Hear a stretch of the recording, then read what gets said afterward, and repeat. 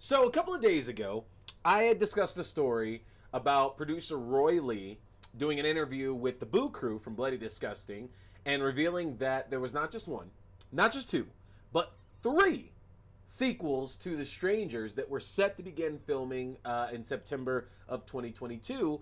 And I had mentioned that we were going to start hearing more information on that very soon.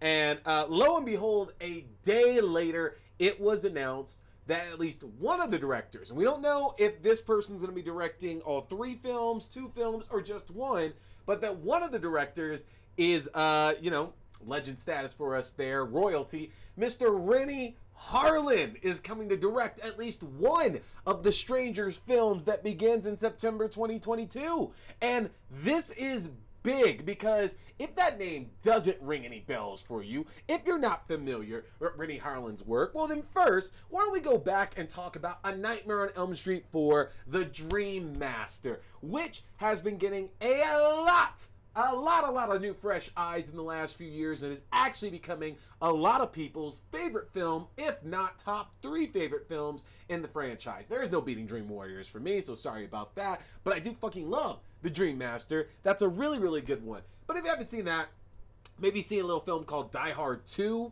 or Cliffhanger, or The Long Kiss Goodnight, or I don't know, Deep Blue Sea. The man comes from horror. He also did Exorcist the Beginning, one of the 2 Exorcist prequels that we've gotten thus far. So that's awesome. That's freaking awesome that Rennie Harlin is coming to do this, and it shows that clearly there's some interested parties in this franchise, and it just goes back to what I was mentioning during the quick kill. I think the fact that we don't get a lot of bigger horror franchises these days that go past 2 or 3 movies, this is big, and we have to treat it as such, because if we go back and look at all of our heavyweights, like I mentioned, Michael, Freddy, Jason, Chucky, whoever you got, there's always a clunker or maybe a couple clunkers in this, like each series, but the fact that they're so drawn out, there's usually something for everybody. But back in the day, it wasn't really looked at as a sense of pride. Like, you're coming in to do the 6th Friday the 13th film, you're coming in to do the 5th Nightmare on Elm Street, and so on. These days, though, I think people understand that our nostalgia is real, and we have a better and greater appreciation for all these older horror films out there. And so now, it's not necessarily a bad thing to come on in a franchise and do the 3rd, 4th, 5th, 6th, or more sequel at this point. And to be honest, one of the biggest places I'm going to give credit to on this here, and a lot of people are going to hate me on this, is gonna be Marvel. Because I feel that Marvel has made directing their films a lot more important than it maybe had already been. And I get it. A lot of people talk about how, like, they're strict confines. You have to do this, you have to do this, you have to do this. So you're really just coming on and saying this, this, this. But at the same time, I feel that we've gotten some bigger people, or some bigger names coming to direct Marvel films, who this was not their break or anything, but it's the one that got them all the notice, because they did a lot of TV work, or they did maybe just like a few films here and there, and the Marvel film is really what broke them out. And not that Rennie Harlin needs it. Rennie Harlin doesn't need that at all. But I guess my point is just to say that there's no shame in coming in and doing a sequel in a franchise series. I don't think there's anything wrong with that at all. So I'm stoked for it, and it gives me more excitement for this series now, because to me that signifies that we're keeping what we took with The Strangers Prey at Night, and we're just going with that at that point. We're gonna get a lot more highs and less of the lows of the original. So excited for Rennie Harlin coming in to direct at least one of the new 3 Stranger films. And tonight, we are talking men and they/them. Stick around, folks. This is T Watches a Scary Movie.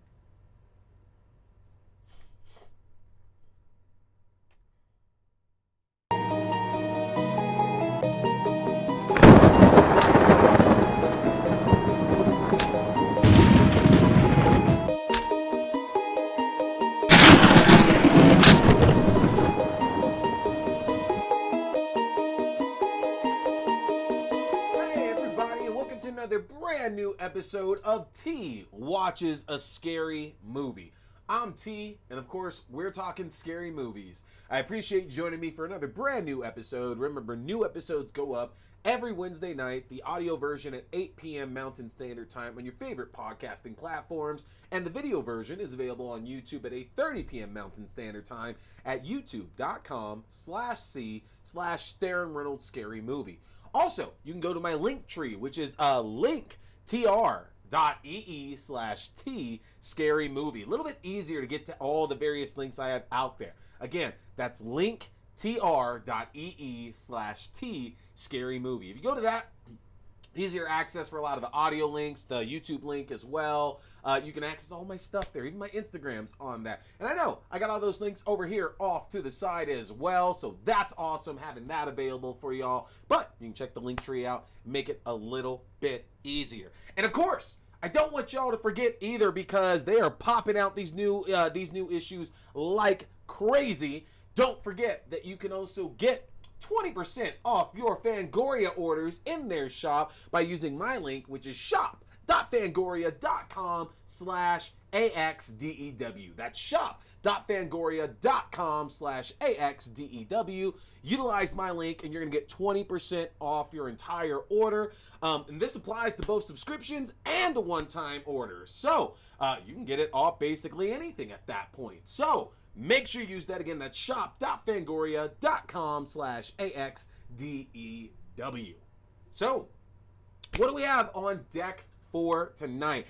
There are so many new movies coming out right now, and I'm fucking loving it, y'all. Again, I say this every few weeks, and I've said it a lot over the past 2.5 years since we all started staying home and we're slowly getting back out there, that there is just so much horror out there right now. It is a great time to be a horror fan. We are getting so many new, big, high-profile horror films each and every month, to the point to where this month we have not one, but we have 2 high-profile vampire films coming out in day shift with Jamie Foxx and Dave Franco, which comes out on my birthday, August 12th. We also have the wide release of Bodies, Bodies, Bodies, which is not a vampire film, but that comes out this week on August 12th, my birthday as well, too. And then we also have The Invitation, starring Natalie Emanuel, coming out later this month. That looks a bit like Ready or Not meets Dracula, basically. And what else do we have? We have Beast with Idris Elba coming out. We have Fall. There are so many horror films coming out over the next few weeks, and that's even before we hit September. And we got all the big shit like Hocus Pocus coming out. It is a crazy, crazy time to be a horror fan, and I absolutely love it, because I feel like there's something for everybody. And it's so weird because I'm not in my spooky mode yet, and by that I mean like the mode I love being in, that we're getting closer to Halloween. And it's like, cool, all right, it's a different feeling watching horror movies now. I'm gonna get the decorations and everything up. I'm not there just yet, but I'm getting so close, y'all. I think I gotta get past my birthday first. So it's either gonna be next week or it'll be the week after that. And then we're straight set for spooky season. And man, y'all, I can't tell you how excited I am to go back and watch my heavyweights now. We're not going to really watch them together this fall, because we've done that a lot. But my Nightmare on Elm Streets, my Friday the 13th, my Halloweens, my Chuckies, my Hellraisers, and so on. I am so stoked to get back to those, because I'm realizing now that I'm trying to watch them less and less and less throughout the year, so they're still so special to me. Anytime at all when we get to the fall and we're ready to get that all started up. So I'm stoked. I'm absolutely stoked for that, y'all. It's August 10th as we're talking here right now, and things are just getting set to kick off here really soon. So I don't want to take up too much of y'all's time here at this point talking about nonsense. Let's get right into our movie reviews tonight, y'all. So, I want to caution this review here before I jump right into it. I'm talking they/them, the new horror slasher set at a conversion camp that was brought to us from Peacock, starring Kevin Bacon. And I want to preface this with, and it's the only time I think I've had to do this here, but I think it's very important. I've seen quite a lot of backlash to this film online. And it's not my place to tell anybody they're wrong about, you know, this movie making them feel a certain kind of way, because it is a very sensitive subject. Like, right off the back, this film is about a group of teens who were sent to I guess it's a gay conversion camp. I'd say just conversion camp, because it's not about all the kids being gay, but whatever. They're sent to a conversion camp where the point is to make them straight and to make them normal. And of course, as you could tell from the trailers and poster and with a lot of the chatter going on online, is that what they find out is that a lot of people are being murdered at this camp. There is a killer out there who is murdering people at this camp. And the thing is that already being at a conversion camp, we're already in very sensitive. I don't mean, I hope that doesn't come off disrespectful, but we're in a very sensitive topic already with that, because conversion camps are absolutely disgusting and should not exist and never should have existed, and fuck the people that run and support those things. But already that's kind of pushing the boundaries, and I get it. That's the point of cinema. That's the point of film, is that we can kind of see things in here that we would never ever want to see or do or engage with, you know, in the real world at that point.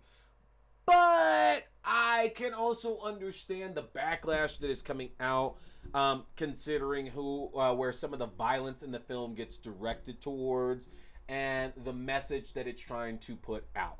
So I want to say all that as I jump into this review, because I don't want anybody to feel like I don't hear that, I don't see that, and I'm just choosing to willfully ignore a lot of that's coming out, because it is important. I think those voices are incredibly important to not silence, and make sure that they're shaping this conversation, because granted, you know, after I think it's incredibly important after the comments we've seen recently from somebody like Jason Blum talking a lot about some of the films that he's produced, and really cutting into filmmakers.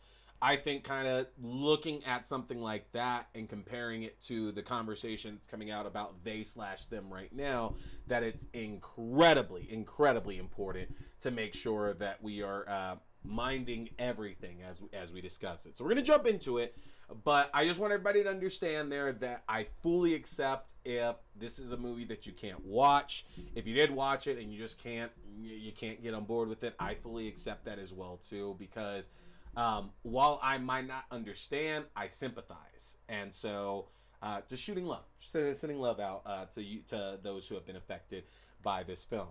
So they/them. We start off right off the jump here with a mysterious figure killing somebody who looked to have been on the way to Whistler Camp, the setting of our entire story.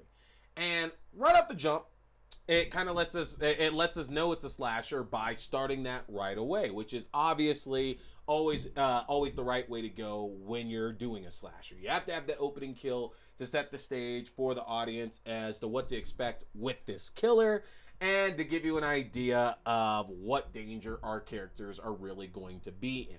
And so that right off the jump, smart decision. We have no idea why this person that was killed was targeted in the least bit. We also don't learn that until the end of the movie as well too. But we're left with a little bit of mystery, and it's just somebody getting killed.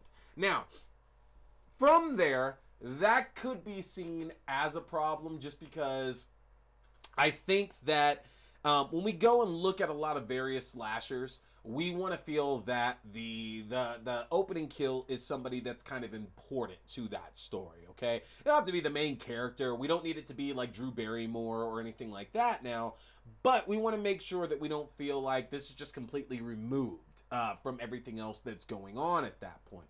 It has to tie into it. And one of the problems here with this opening kill, it's cool to see it. I like the design of the killer as well, but the problem with this opening kill is that it's not referred back to until the end of the film. So unfortunately, it really doesn't have a lot of importance. And yes, by the end of the film and a reveal of who the killer is, that turns out to be a very important part to the plot itself. But that doesn't really save it, unfortunately. Something like your opening kill really can't just be glossed over the way that it was with this movie. And the fact that we don't really get to pick up with it until the end of the movie, I think kind of hurts that opening kill. So, from there, we move on to a group of LGBTQ people who are arriving here at Whistler Camp that is ran by Owen Whistler, who is played by Kevin Bacon. Now, Kevin Bacon, I'm just going to go ahead and put this out there from the jump. Kevin Bacon does a phenomenal job in this film. There's nothing wrong with any of Kevin Bacon's performance because his character, Owen, starts off at the beginning trying to make sure that this group of LGBTQ people that are arriving in his camp are feeling welcome, and they don't feel that this is like, the crazy camps that are out there, that it's all about Jesus and we're gonna make you find Jesus and that's gonna go ahead and pray the gay away, that's gonna make you straight, that's gonna make you right. He doesn't really do that. And obviously we know, look, you can say whatever you want at this point. There are two things here that we got to make sure we're focusing on. One, this is still a conversion camp. And two, you're fucking Kevin Bacon. So why the fuck will we trust you to begin with now? I say that. We love Kevin Bacon. Everybody loves Kevin Bacon. But Kevin Bacon is like one of the best bad guys of all time. He's one of the best actors out there to, lull you into, yeah, trust me, I'm Kevin Bacon. And then, by the end of the movie, he snapped your neck or some shit like that. And so we obviously know that everything's nice and calm and cool right now, but it's not going to get that way.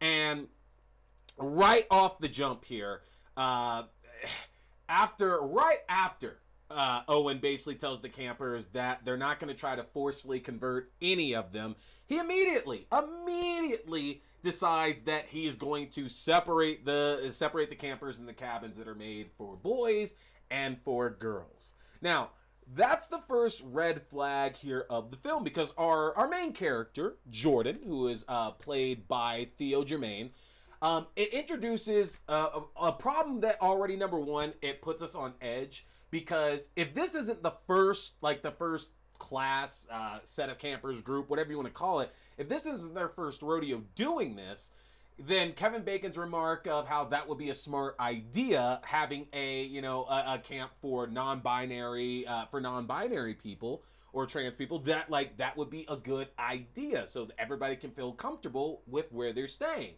So on one aspect, it just really, really doesn't work to make that mention, because it's like, all right, if you all been doing this for a while, you'd already have it. You just have to be up front. And I don't think I like that part of the writing. And I'm not going to dissect every single line in here, obviously. That would take me all fucking day.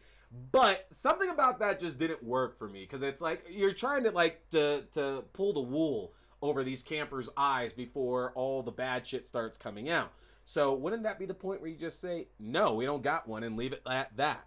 Instead, Owen decides that he's gonna assign Jordan to the boys' cabin, and the kids start sharing their stories with each other about why they're ultimately here at this camp. And we hear from everybody all the various just terrible stories about friends and family and experiences that they've gone through in their lives that have ultimately led to them being forced to come to a place like this.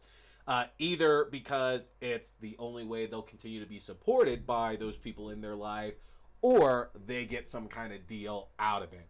And that part, at least to me, trying to make sure I'm coming at this respectfully, that part seemed realistic to me. Hearing these stories of these campers about why they're being sent to a camp like this, the expectations and the disappointment, the stupid fucking disappointment coming from their family and friends from not being who they truly are, or for being who they truly are. For being who they truly are. And these stories are just, they feel heartfelt, and you do have to wonder if our screenwriter John Logan, who also directed the film, if these are stories being pulled from maybe some of his own experiences, or maybe from some of his friends' experiences as well too. I really do wonder about that. And it's important to note as well too that John Logan, who wrote this film, also has written a number of other fantastic films as well too, including Bats with Lou Diamond Phillips, one of my, if not my favorite football film of all time, Any Given Sunday, wrote Gladiator, wrote Star Trek Nemesis, wrote The Time Machine, wrote The Last Samurai, Aviator, Sweeney Todd. Like, the guy has absolutely got that background here. But still, I have to wonder if some of these stories are being pulled from personal experiences, or if they're coming from friends or whatever, just because they seem very, very much heartfelt.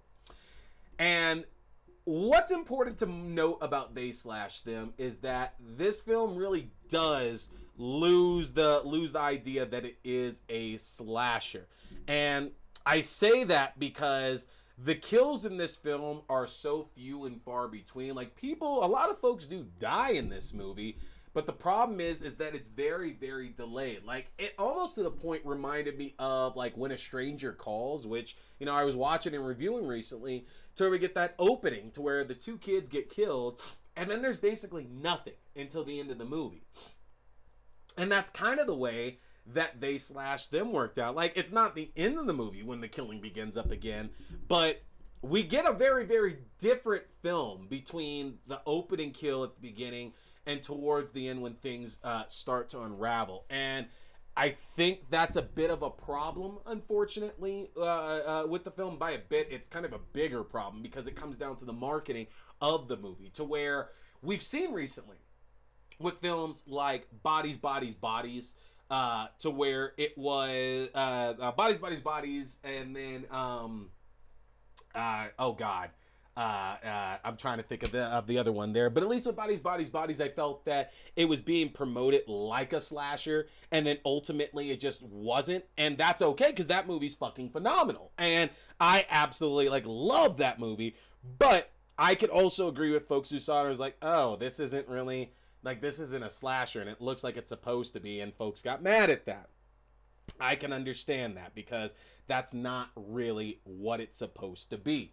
And They Slash Them, I wonder if the focus had been put more on the horror that happens at these camps versus the slasher elements, if maybe it would have been received a little bit better. Like, there's still a lot of problems with the movie itself, but I do wonder if we would have just said the scary part is this conversion camp. Fuck the fact that there's somebody out there killing people. Just being at this camp is scary enough, because there's a lot of shit that does happen in here that is pretty fucked up and is pretty terrifying, including the fact that, Owen, after his entire speech opening day with all the campers, outs one of the campers as trans, because she had gone to the girls' cabin, and Owen basically said, nope, you're going to the guys' cabin because you didn't tell me. And that alone, oh my God, that alone, just bells and alarms and everything going off in your head, because that is scary as hell, because that's a real thing. That is absolutely a real thing. And I've had trans friends go through that before, and you see and hear stories about that all the time, about how, trans people can be targeted because of the fact that they didn't reveal something that they shouldn't have to reveal at that point to somebody they might be interested in, or even someone that they're not interested in, just taking offense to the fact that you didn't tell me because you look this way, and you know what, surprise, I found out that you weren't that way, and that offends me. It's such a bullshit life it sucks, the world that we live in, that we have to deal with that. And I know seeing and hearing that in this film just set me off. It's like, okay, I hate that Kevin Bacon is such a good actor, because that hurts. Hearing that is like, it's a dagger through your fucking heart at that point. And yet Kevin Bacon is so good at delivering it. And we're then introduced to that point to the camp's new nurse, Molly, played by Anna Chlumsky, who you might know from Veep and Hannibal, and of course My Girl, who I absolutely love, who seems like she might be the compassionate one for our campers. Because the one thing that we're definitely shown is that there are a number of counselors and staff that work this camp, and some are creepy, including the groundskeeper or their janitor. And obviously they have their head counselors who seem to be very, very much more forceful and mean and direct and straightforward. And even though that Kevin Bacon's Owen is not himself that accepting, they seem even less accepting of than Owen does. And Nurse Molly here seems to be one of the only staff members who's having a bit of compassion, who seems to have an understanding of what these kids are going through and wants to make sure that she's doing everything to help them as well too. And some of these activities that they end up having to do, including going out into the woods, handcuffed together with somebody else, just alone, staying out there in the wilderness, are meant to build tension, because basically the idea here with a lot of it, and that's the one thing that kind of got to me, is that a lot of the activities, a lot of what they're doing at this camp are very masculine activities that they're pushing all these campers to do. So I think that's a bigger problem, because it doesn't really even focus so much on, okay, well, maybe you're gay, or maybe you're bi, you're pansexual, you're trans, you're you know, you could be all these different things, but the movie seems to focus a lot of its energy just on, we need to get you manned up, we need to get you masculine, we need to get you, you know, you're a rootin' tootin' guy and everything. And I think it would have been a little bit more interesting if we were discovering other aspects of that. Like, hey, it's not just about being masculine, but also, you know, for the ladies that they're targeting at these camps there, like, you know, like, oh, we want you to be more feminine as well too. I think a better story could have been told, showing a lot more of this. And there are like scenes in here where the girls, or where some of the female presented characters are, you know, in a cooking class and everything. But I think that's also where, again, the movie just kind of failed us a bit, to where it's not showing a lot of different experiences throughout the film.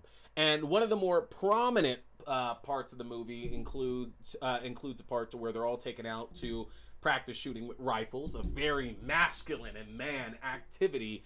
And the group is told that they have to actually go and kill this old dog at this point. And we see while this is happening that Owen starts to push Jordan, because Jordan is non-binary, and they represent themselves as they, them. And as Owen begins to try to push this group more and more and more, you start to see these walls and this facade and this act come down, and more of this real Owen coming out as Owen stops respecting Jordan's pronouns, and it starts to be more he and him, and just making sure he's doing everything he can to push Jordan into Jordan and their friends into doing this heinous act that will absolutely change them once it's done. And it's insane. It's absolutely insane. And to the point where Carrie Preston, who you might recognize from True Blood, that's Arlene, who plays the camp psychiatrist, or therapist, I'm sorry, has an interview with Jordan and basically is telling Jordan how they're just such a terrible person, and that everything that they're doing to themselves isn't actually real, and they're just looking for attention. But have you ever tried just being normal? And it's disgusting. It's absolutely disgusting. I get it's a script. I get it's a movie. But even looking at it and hearing that, knowing that this is something that really happens out there, is incredibly hard. It's incredibly hard to go through and watch that. That being said, because obviously this movie just came out, I can't get too spoiler heavy with it. The big problem, the even bigger problem with this movie is that, I'm just going to put it out there, none of our campers are really targeted for what's going on, as in they are not the target of our killer. And that means there are no stakes to the film. One of our campers is targeted by a different group, but not targeted by the killer. And if the killer's not targeting the people that we're focusing on, then that doesn't make it a slasher. And if it's not a slasher, then it goes back to just being about a conversion camp and the horrors within. But the problem is that if that's the case, then again, the killer doesn't matter, and what the killer's motivations are doesn't matter either. And while I did find things to like about They/Them, I think the bigger problem here is that, number one, if you're going to tell this kind of story, a little bit more care I felt needed to be taken. And maybe that's not for me to say, but I do feel just a little bit more care could have been taken with our various campers for sure in this story. Number two, if we are making a slasher, you can't excuse our lead characters, which is these group of kids. I mean, I get it, it's 2022, but we've spent the last 4 to 5 decades killing teenagers off in these kind of films. The fact that Kevin Bacon's in it, we're hearkening back to Friday the 13th. Jason Voorhees is even mentioned. So if we're talking about all of that, you can't just be tongue-in-cheek. Somebody's got to die. And the fact that none of them do, there are no stakes. You can't kill everybody else in a film like this. So the film, unfortunately, falls in that aspect where it's not an effective slasher in the least bit, to the point that even the reveal of who the killer is comes off very insulting, and it's also very problematic as well because of who we're saying the killer ultimately is. And again, that's going to give a bit of a spoiler, so I can't really elaborate on that too much. But what I will say though is that these kind of movies need to be made. They need to be shown, because the more that we can see movies that feature characters that are not straight cis white males, the better, because that shows real everyday life. In everyday life, it's not all just straight cis white males. I ain't got a problem with a lot of straight cis white males, but there's so many others out there. And this is a story I think for sure needed to be out there, but the execution of it was incredibly poor. And I think the problem there is that a lot of people might latch onto this and say, see, this is why we don't put characters like these in movies, because the movies don't work and they're boring and they don't appease the masses. And that's not the point.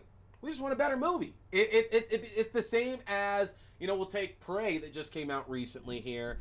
And Dude Bros like shitting all over it because the lead character is a woman and she manages to best the Predator in that movie.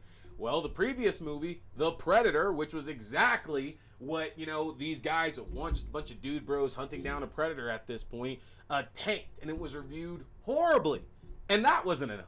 So it's never going to be enough, but as much as we keep making movies like They Slash Them, perhaps we can make this more normal conversation and it doesn't have to seem as much out of the ordinary as it's presented to be sometimes. So, check it out.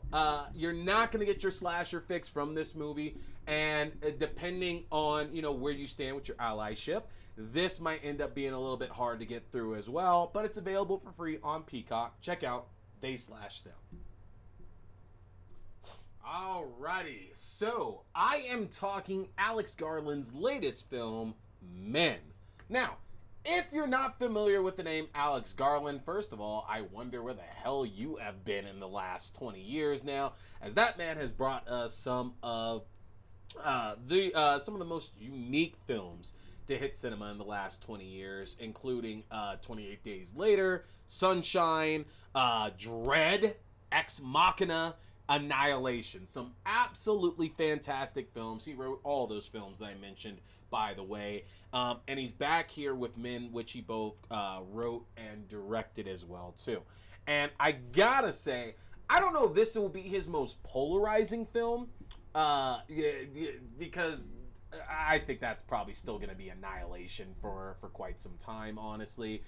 But I do feel that this is probably the biggest chance that Alex Garland has taken in his career so far, because everything else that he's done up to this point has honestly, in my opinion, worked very well. Annihilation's the only one that was kind of a little wonky, and I don't say wonky in a bad way. I love Annihilation, but I fully get the folks who just, they didn't comprehend it, they didn't understand it, went right over their heads. This is going to do that a lot more. This is going to do that a hell of a lot more. And I'm pretty sure I still enjoyed what I watched, even if I don't understand what the fuck it was that I watched in it. So, Men tells the story of Harper, who has retreated to the countryside after a hellacious event in her life, to where her ex-husband killed himself after Harper has brought to him that she wants a divorce. Because her husband has been emotionally abusive and manipulative, and even to the point to where he physically abused her. Harper intended to divorce her husband, and he ends up killing himself. And so she has retreated to the countryside to focus on her work, and basically decide to just kind of not reinvent herself, but give herself a bit of a vacation, a bit of a break to get away from all of that and kind of start things over.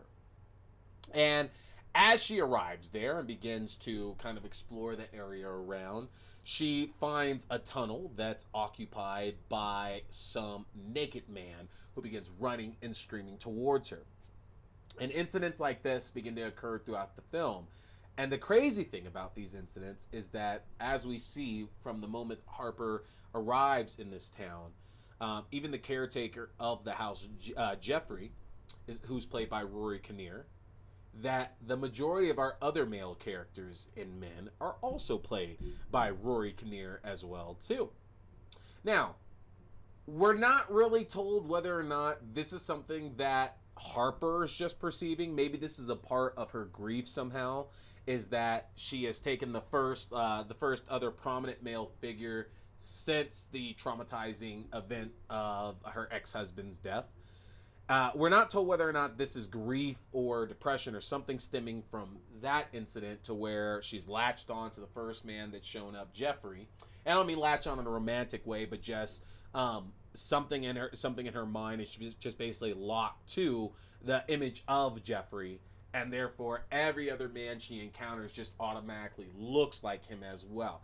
We don't know if that's it. That's kind of the idea that I got from it, though, is that we're not really, like, she's not really under any kind of spell or anything like that, but this is just something psychosomatic even that's going on after that. Because if you see the way that Harper's ex-husband dies, yeah, that would be incredibly traumatic, because she witnesses it as it happens. So the idea that not that she went crazy or anything, but just that seeing that kind of snap something inside, and so right now she's not all there.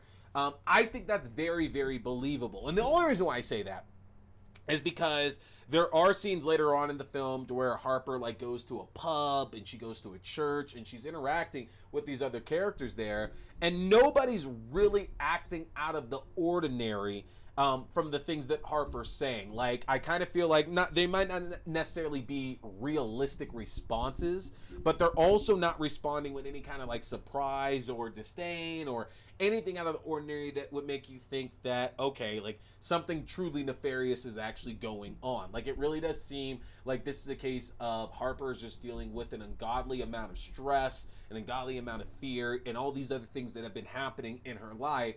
So she's just seeing this herself right now.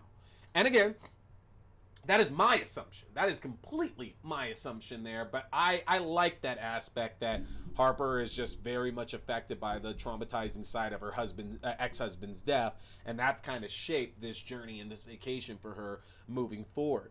And what's interesting is that, to support that theory, when she goes to the church and she's talking to this vicar or priest or whatever you want to call him, basically, the priest insinuates that she's to blame for her ex-husband's death, because basically he kind of tells her that had she just forgiven her ex-husband for the abuse, that he might still be alive and that everything would be fine. And we get that.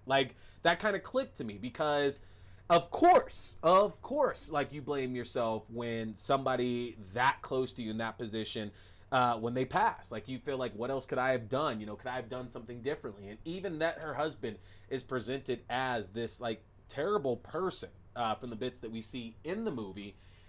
And that doesn't change the fact that Harper can still feel guilt about his own death. She didn't push him to do that, okay? That was emotionally manipulative, as we clearly see, because he tells her, if you leave me, I'll kill myself. And that's a fucked up thing to do. Don't ever do that, y'all. That is an emotionally manipulative, destructive move to pull, and you'd be a terrible person for ever doing it. But even with the move like that pulled, you do have to wonder, well, Is this something that Harper still feels a little bit of regret on? Like, does she feel that there's even the slightest truth in that? Now, of course, she gets pissed at the vicar and leaves the church after he says that, but it still doesn't take that feeling away that might be, again, driving everything that's going on in her head throughout the course of this film.